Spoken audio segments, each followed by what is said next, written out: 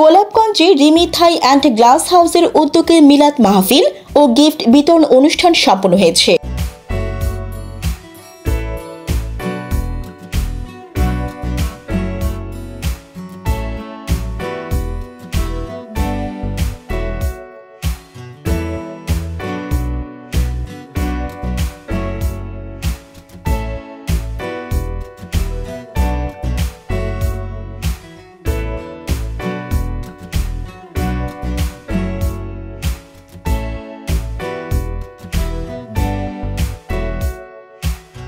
শুক্রবার বিকেলে পৌর অডিটোরিয়ামে আয়োজিত অনুষ্ঠানের শুরুতে কোরআন তিলাওয়াত করেন ইশতিয়াক আহমদ আদনান।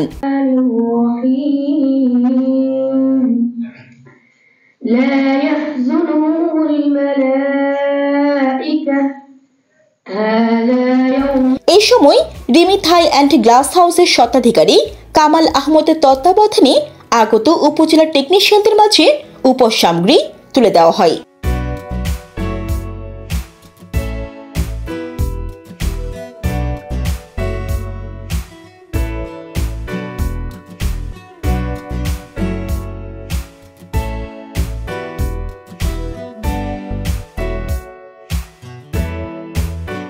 আমরা এখানে ব্যবসা করার লাগে আইসি না ভাই, আইসি সব আমার এলাকার মানুষ, আর আপনারা সব আমার ভাই বাতিজা বন্ধু।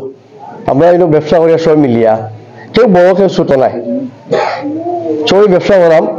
আর বছরে একটা বার এটা একটা মিলন মেলা, বছরে একবার আমরা একটা অন্যলোকে সুন্দর মানে 10-15 মিনিট বা আধা ঘন্টা সময় পাই, মিলতাম পারি।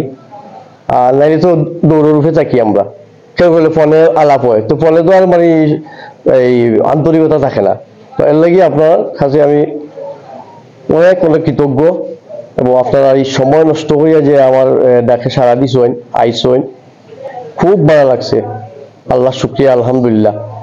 এছাড়াও পুরো অনুষ্ঠান মাতিয়ে তুলেন ছোট্ট শিশু ইত্তেহাদ আহমদ আনান।